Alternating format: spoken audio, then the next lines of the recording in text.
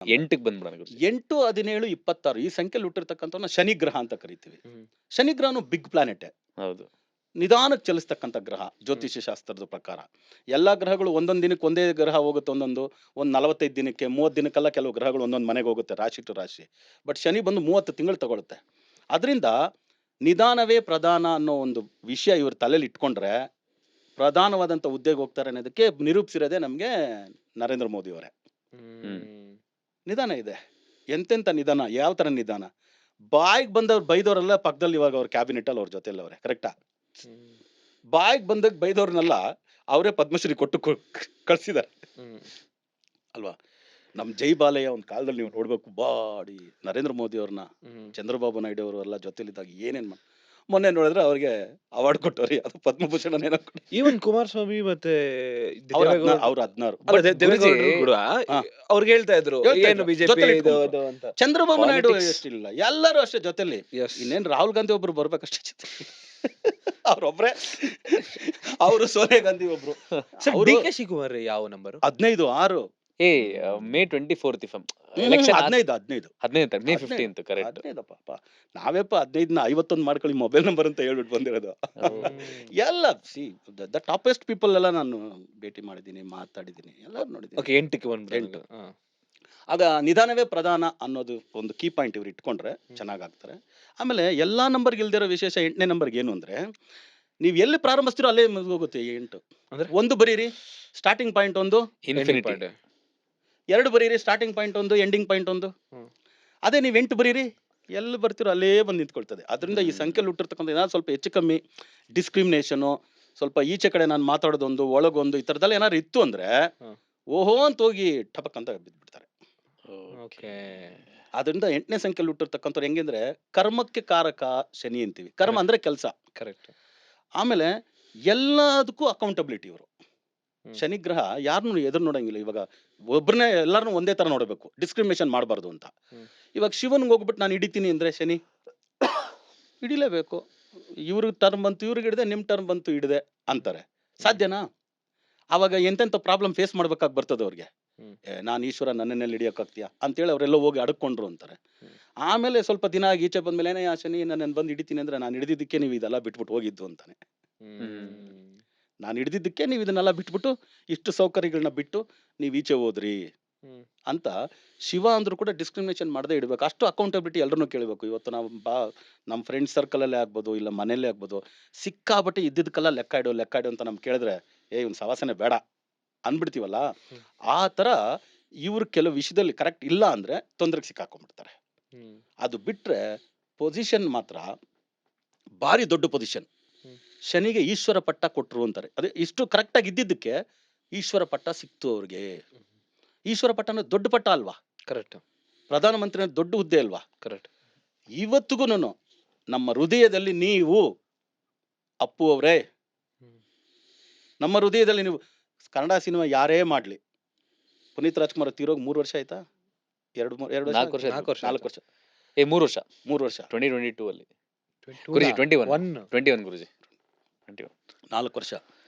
ಇವತ್ತು ಕನ್ನಡದಲ್ಲಿ ಯಾವ ಸಿನಿಮಾ ಮಾಡಲಿ, ಪುನೀತ್ ರಾಜ್ಕುಮಾರ್ ಅವರ ಒಂದು ಫೋಟೋ, ನಿಮ್ಮ ಹೃದಯದಲ್ಲಿ ನಾವು ಮತ್ತೆ ಹುಟ್ಟಿ ಬನ್ನಿ, ನಮ್ಮ ಹೃದಯದಲ್ಲಿ ನೀವು, ನಮ್ಮ ಹೃದಯದಲ್ಲಿ ನೀವು, ನಮ್ಮ ಹೃದಯದಲ್ಲಿ ನೀವು. ಇವತ್ತಿಗೂ ಸರ್ ಕಂಟಿನ್ಯೂಸ್ ಆಗಿ ಯಾರಿಗೂ ಹೇಳಿಲ್ಲ ಸರ್. ನಾನು ಡಾಕ್ಟರ್ ರಾಜ್ಕುಮಾರ್ ಅವ್ರಿಗೂ ಹೇಳಿಲ್ಲ. ಎಕ್ಸಾಕ್ಟ್ಲಿ ನಾನು ಅದೇ ಸರ್. ಡಾಕ್ಟರ್ ರಾಜ್ಕುಮಾರ್ ತೀರೋದ್ಮೇಲೆ ಓಕೆ ಒಂದು 6 ತಿಂಗಳು ವರ್ಷ ಅಷ್ಟೇ. ನಮ್ಮ ಹೃದಯದಲ್ಲಿ ನೀವು, ನಮ್ಮ ಹೃದಯದಲ್ಲಿ ನೀವು, ನಮ್ಮ ಹೃದಯದಲ್ಲಿ ನೀವು. ಎಲ್ಲ ಫಿಲ್ಮ್ಗಿಂತ ಮುಂಚೆ ಹೊಂಬಾಳೆ ಸ್ಟಾರ್ಟ್ ಆಗದಂಗೆ ಅವ್ರ ಫಿಲ್ಮ್ಸ್ ಯಾವ್ದೇ ಬಂದ್ರು ಈಗಲೂ ಅಪೋಸರ್ ಬರ್ತಾರೆ. ಹೌದು. ಹೋದ ವರ್ಷ ಡಿಸೆಂಬರ್ ಮ್ಯಾಕ್ಸ್ ರಿಲೀಸ್ ಆಯ್ತು, ಕಿಚ್ಚ ಸುದೀಪ್ದು. ಅದ್ರಲ್ಲಿ ಕೂಡ ಅದೇ.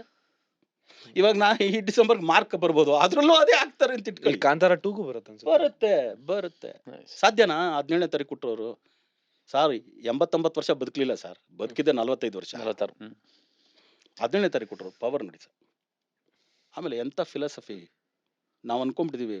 Gym workout, standard of living, ಉರ್ಸ್ಕಾರು, ಅದು ಇದು ಏನೇನಿದ್ರು ಸಿಂಪ್ಲಿಸಿಟಿ ಮಾತು. ಎಂತೆಂಥ ಫಿಲಾಸಫಿ ಹೇಳಿದಾರೆ ಗೊತ್ತಾ? ಇರೋದೊಂದು ಜೀವನ, ಎಲ್ಲ ಬರ್ದ್ಬಿಟ್ಟಿದ್ದಾನೆ. ಒಂದೊಂದ್ಸತಿ ಏನೇನಿದೆಯೋ ಎಲ್ಲ ಕೈಗೆ ಕೊಟ್ಬಿಟ್ಟು ಹೋಗ್ಬಿಡ್ಬೇಕು ಅಂತ. ಸರ್ ನಾನು ಕೂಡ ಆಗ ದಕ್ಷಿಣ ಎಲ್ಲ ಹಾಕ್ತೀನಿ, 500, 1000 2,000 ಅದರ ತಟ್ಟೆಗೆ ಹಿಂಗೆ ಕಟ್ಟಿದ 50,000 ಕಟ್ಟೆನೂ ಇದೆ. ಅದರಲ್ಲಿ ಒಂದು ಅರ್ಧ ಹಿಂಗೆ ತೆಗೆದ್ಬಿಟ್ಟು ಹಿಂಗಿಟ್ಟಿರೋದನ್ನು ನೋಡಿದ್ದೀನಿ ನಾನು. ಪುನೀತ್ ಅವ್ರ ಮನೇಲಿ ಫೋಟೋ ಎಲ್ಲ ತೆಗೆಯುವಾಗ ನಾನು ಅವ್ರ ಮನೆಗೆ ಹೋದಾಗೆಲ್ಲ ಅವರು ಪಾರ್ವತಮ್ಮ ರಾಜ್ಕುಮಾರ್ ಇದ್ರು. ಜೈ ಶ್ರೀನಿವಾಸನ್ ಎನ್ನ ಬ್ಲಾಕ್ ಕಾಫಿ ದಾನ ಫಿಲ್ಟರ್ ಕಾಫಿ ದಾನ, ಇಲ್ಲಮ್ಮ ಪಾಲ್ ಪೋಟು ಕುಡುಕರಿದು ಇಟ್ಟಿಟ್ರಕ. ಹೌದಾ ಸರಿ, ಅದು ಕುಡಿಬೇಡಿ, ಹಾಲಾಗಿ ಕುಡಿಯೋದು ಅಷ್ಟು ಒಳ್ಳೇದಲ್ಲ, ನೀವೇ ಕರೆಕ್ಟ್. ಅವತ್ತಿಂದ ಅವರಲ್ಲಿ ಫೋಟೋ ಹಿಡಿಯುವಾಗ ಆವಾಗ ಮನೆಯೆಲ್ಲ ಇದು ಕಟ್ಟಿದ್ರು, ಅವಾಗ ಹೊಸದಾಗಿ ಕಟ್ಟಿದ್ದು. ಅವಾಗ ಪುನೀತ್ ರಾಜ್ಕುಮಾರ್ ನಮ್ದು ಫುಲ್ ಗ್ಲಾಸ್ ಜಾಸ್ತಿ ಬೆಳಕಿರೋದ್ರಿಂದ ಫೋಟೋ ಚೆನ್ನಾಗಿ ಬರಲ್ಲ ಅಂತ, ಆದ್ರೂ 2-3 ಫೋಟೋ ಹಿಡಿದಿದ್ದೆ ಅಲ್ಲಿ. ಆ ಫೋಟೋ ಇವತ್ತು ಇದೆ. ಅವ್ರು ಮಾತಾಡಿದ್ದು ಪುನೀತ್ ರಾಜ್ಕುಮಾರ್ ಆ ಥರ ಫಿಲಾಸಫಿ, ಸಿಂಪ್ಲಿಸಿಟಿ. ಆ ಎತ್ತರಕ್ಕೆ ತಗೊಂಡೋಗ್ಬಿಡುತ್ತೆ 8ನೇ ನಂಬರ್ ಅವ್ರಿಗೆ. ಎಷ್ಟು 8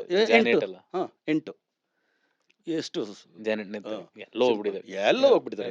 ಹಿಡಿಯಕ್ಕಾಗಲ್ಲ ಅಂದ್ರೆ ಎಲ್ಲ ಅಂದ್ರೆ ಸೂರ್ಯ ಅವ್ರು ಹೇಳಿದ್ದಾರೆ, ಕೆ ಮಂಜು ಅವ್ರು ಹೇಳಿದ್ದಾರೆ, ನಮ್ಮನ್ನ ದಾಟ್ಬಿಟ್ಟಿದ್ದಾರೆ. ಇವಾಗ ನಾವು ಸಿನಿಮಾ ಮಾಡಕ್ ಆಗಲ್ಲ ಅವ್ರು ಹೇಳಿದ್ಮೇಲೆ ಒಂದ್ ದಿಗ್ಗಜರು.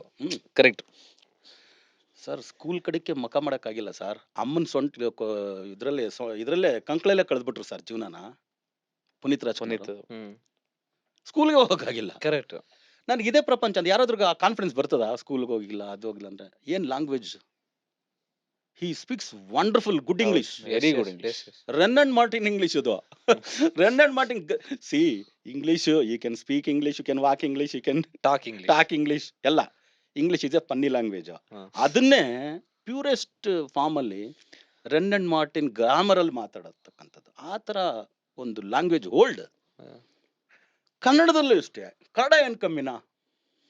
ಕೌನ್ ಕೋಟ್ಯಾಧಿಪತಿ ಎಷ್ಟ್ ಚೆನ್ನಾಗಿ ಮಾಡ್ಕೊಡ್ತಾರೆ.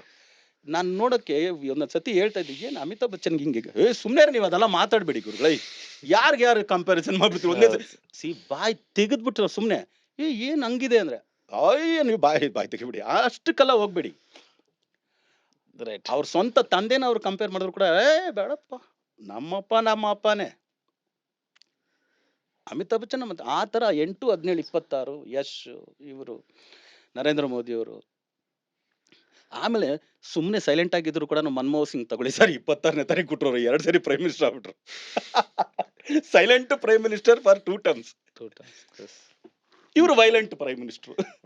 ಬಟ್ ನೋಡೋದಕ್ಕೆ ಸೈಲೆಂಟ್, ಆದ್ರೆ ವೈಲೆಂಟ್ ಕೆಲಸ ಮಾಡ್ತಾರೆ Narendra Modi. But economic reforms ಎಲ್ಲ ತಂದ್ರಲ್ಲ ಗುರುಜಿ 92 ಅಲ್ಲಿ, ಅದರಿಂದನೇ ಅವರು ಅದೆಲ್ಲ ತಂದಿಲ್ಲ ಅಂದ್ರೆ ಆತರ ಒಂದು ಕ್ವಾಲಿಟಿ ಇಲ್ಲ ಅಂದ್ರೆ ಬರಲ್ಲ ಅಂದೆ. ಕರೆಕ್ಟ್. ಕೆಲವು ಕೆಲಸ ಮಾಡಕ್ ಆಗಲ್ದೇ ಇರ್ಬೋದು, ಬಟ್ ಒಂದು ಇದೆಯಲ್ಲ ಅವ್ರ ಹತ್ರ ಅಸ್ತ್ರ ಇದೆ ಅಂತೀರಿ. 8, 17, 26ನೇ ತಾರೀಕು ಕೊಟ್ಟರು, ಸ್ವಲ್ಪ ಹುಷಾರಾಗಿರ್ಬೇಕು ಅವರು. ಆಮೇಲೆ ಈ ತಾರೀಕಲ್ಲಿ ಹುಟ್ಟರು ಆ ಉನ್ನತವಾದಂತ ಸ್ಥಾನಮಾನಕ್ಕೆ ಹೋಗೋದಕ್ಕೆ ಎಷ್ಟು ಜನ ಬೇಕು ನಿಮ್ಗೆ? 8, 17 ದಿ ಬೆಸ್ಟ್ ಪೀಪಲ್.